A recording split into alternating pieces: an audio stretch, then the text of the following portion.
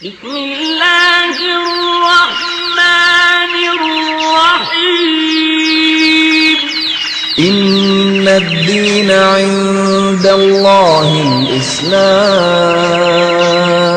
La jurisprudencia por el cual podemos decir esto se hace de esta manera, o esto es lícito, o esto es ilícito. Los ejemplos que vamos a dar nos van a ayudar a entender un poco mejor qué es lo que significa el ijma. Nosotros conocemos el Sagrado Corán y sabemos que todo lo que se encuentra entre las dos tapas de ese libro es el Corán. ¿Cómo es que ese libro llegó a nosotros? En la época del profeta Muhammad sallallahu alaihi wasallam, el Corán descendía. El profeta lo recibía del ángel Gabriel y lo recitaba a alguno de sus compañeros. Estos compañeros también lo memorizaban. Así como había escribas que escribían en el mismo momento que el profeta sallallahu alaihi wasallam estaba recitando el Corán, lo escribían. Y el profeta les decía: esta revelación que acaba de llegar corresponde a tal sura, tal capítulo, y aleya tal a tal. Es decir, por dar un ejemplo, estas aleyas corresponden a Sura An-Nur, la sura de la luz, de la aleya 24 a la aleya 26. Entonces los sahabas sabían que ese extracto que acababa de descender correspondía a tal capítulo y a tal número de aleyas consecutivos. Este orden no terminó de cambiar hasta la muerte del profeta Muhammad sallallahu alaihi wasallam. Y por lo tanto los escritos que había del Sagrado Corán no eran un libro uniforme, porque en aquella época no existía la facilidad que existe hoy de hacer copiar y pegar y agregar y restar y cambiar el orden. Entonces, en aquella época lo que se hacía es con cada una de las revelaciones, esas revelaciones se escribían o en un cuero, o en una piedra, o en algún hueso que sea lo suficientemente amplio para escribir. También se escribía en los papiros de palmera. Entonces, el orden final del Corán no se conoció sino hasta que descendió la última aleya poco antes de la muerte del profeta Muhammad sallallahu alaihi wasallam. Después de la muerte del profeta, que como dijimos hasta antes de su muerte no estaba todo el Corán compilado en un solo libro, los compañeros del profeta Muhammad sallallahu alaihi wasallam, algunos de ellos tuvieron la idea de compilar todos esos escritos en un solo libro, porque el Corán estaba completo, había sahabas que lo memorizaban todo, sahabas que lo memorizaban por parte, y el Corán se encontraba completamente escrito, pero no estaba compilado en un solo volumen. Entonces Omar ibn al-Khattab le aconsejó en aquel momento al primer califa, que era Abu Bakr as-Siddiq, que compilara todo el Corán en un solo tomo. Abu Bakr as-Siddiq en un primer momento dijo: ¿cómo voy a hacer algo que no hizo el profeta? Es decir, si fuera bueno, eso lo hubiera ordenado hacer el profeta y no lo hizo. Él consideró en un principio que eso podía ser un primer paso hacia una innovación, y por lo tanto dijo: dejémoslo como era en la época del profeta. Sin embargo, Omar, que estaba convencido de lo bueno que sería compilar el Corán en un solo tomo, y que eso de ninguna manera iba contra ninguna de las indicaciones del profeta, ni podía ser un primer paso hacia una innovación, siguió insistiéndole al califa hasta que Abu Bakr as-Siddiq se dio cuenta de la verdad o de la realidad de lo que el consejo que le daba Omar ibn al-Khattab.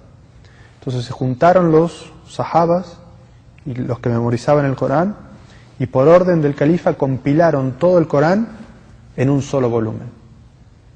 Y esta decisión se considera un ijma o un consenso de los sahabas sobre un asunto. Alguien podría decir: compilar el Corán en un solo libro es una innovación, porque no lo hizo el profeta sallallahu alaihi wasallam. Pero nosotros tenemos el consenso de todos los sahabas que conocían el Islam y la revelación mejor que ninguno de nosotros, y ellos decidieron compilar el Corán en un solo volumen. Entonces esa decisión se considera propia, apropiada en el Islam, debido al consenso de los sabios, de los sahaba. Otro ejemplo que podemos aclarar para entender mejor lo que significa el ijma es el adán del Jumu'ah. Durante la época del profeta sallallahu alaihi wasallam, el adán para el Jumu'ah era uno solo. Se hacía un adán, la gente venía a la mezquita, escuchaba la khutba, después de la khutba se hacían las 2 rakas y después de eso había concluido la oración del Jumu'ah. En la época del profeta sallallahu alaihi wasallam, la ciudad de Medina era una ciudad pequeña y el sahaba encargado de hacer el adán, que se llamaba Bilal, tenía una voz muy fuerte. Todos podían escuchar en Medina este adán. Durante el califato de Uthman ibn Affan, el tercero de los califas, la ciudad de Medina ya se había ampliado mucho más. Y este único adán que se hacía antes de Salat al-Jumu'ah no alcanzaba a llegar a todos los lugares de Medina. En específico, los que eran los mercados, que como siempre son lugares donde las voces de las personas están muy altas, las que ofrecen sus productos, los que dan un precio, los que pelean el precio. Entonces no se escuchaba el adán. Entonces el califa designó que se hiciera un adán antes en los lugares donde se concentraba la gente, para que la gente dejara esas actividades que estaba haciendo y se dirigiera a la mezquita para hacer el salat.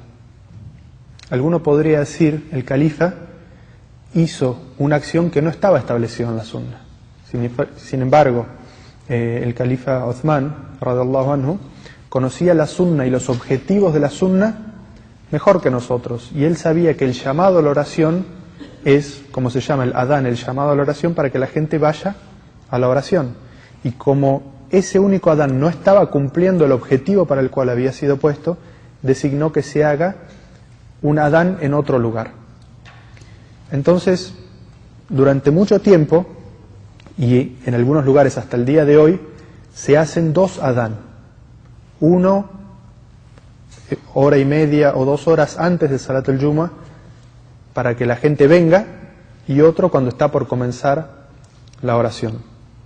Entonces, eso establecido por el califa Uthman y aprobado por todos los otros sahabas, porque no se conoce que ningún sahaba se haya opuesto a esta acción del califa Uthman, significa un consenso de los sahabas respecto a la licitud de establecer otro adán para el Jumu'ah. ¿Qué sucede en nuestros días? En nuestros días existen estos amplificadores de voz, por lo cual la gente puede escuchar el adán fuera de las mezquitas o en sus lugares. Entonces ya no se justifica hacer ese otro adán antes. Entonces lo mejor es, en este momento, volver a lo que era la sunna original de que exista un solo adán antes de Salat al-Jumu'ah. Eso es otro ejemplo del ijma. Es decir, no que las personas establezcan acorde a su pasión cualquier cosa, sino que sabios que conocen el objetivo de lo que se quiere establecer con un rito de adoración, establezcan uno similar para que realmente se cumpla el objetivo para el cual fue designado ese acto. Y como vimos en los dos, compilar el Corán en uno solo, es decir, para preservar el Corán. Y establecer otro adán en los mercados, es decir, para que el adán cumpla su papel de llamar a la gente a la oración. La última de las herramientas o fuentes de la legislación es el qiyas, o comparación analógica. Como dijimos, en la época del profeta sallallahu alaihi wasallam se establecieron veredictos para las realidades sociales que existían en ese momento. Con el cambio de cultura y con el cambio del tiempo, aparecen nuevas expresiones o nuevas situaciones que necesitan un veredicto. ¿Cómo hacemos para saber si algo es lícito o ilícito si no existe un hadiz específico? Y podemos poner como ejemplo las drogas. fumar marihuana, inyectarse cocaína, heroína, crack. Si uno dice, voy a aplicar el método, voy a buscar en el Corán y voy a buscar en la Sunna, va a buscar